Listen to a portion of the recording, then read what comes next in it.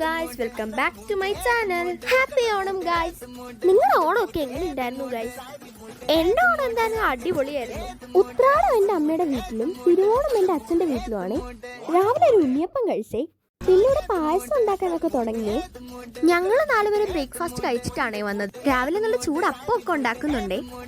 അങ്ങനെ നമ്മുടെ പായസത്തിന്റെ ഏകദേശം പരിപാടിയൊക്കെ കഴിഞ്ഞിട്ടുണ്ടേ. എൻ്റെ അമ്മയാണേ പായസം ഉണ്ടാക്കുന്നത്. വിറകടുപ്പിലാണേ നമ്മൾ പായസം വെക്കുന്നത്.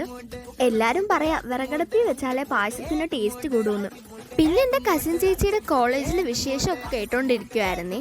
അപ്പൊ സദ്യ കഴിക്കേണ്ട സമയമായേ. നല്ല അടിപൊളി സദ്യ ആയിരുന്നേ. നമ്മുടെ പായസം സൂപ്പർ ആയിട്ടുണ്ട് ഗൈസ്. പിന്നെ നമ്മൾ എൻ്റെ അച്ഛൻ്റെ ചേട്ടൻ്റെ വീട് പണി നടക്കുന്ന സ്ഥലത്തോട്ട് പോയേ. അങ്ങനെ നമ്മൾ വീട് പണി നടക്കുന്ന സ്ഥലത്തോട്ട് എത്തിയേ. ചെറിയൊരു ചാറ്റൽ മഴയൊക്കെ ഉണ്ടായിരുന്നേ ഗൈസ്. 2 നില വീടാണേ ഗൈസ്.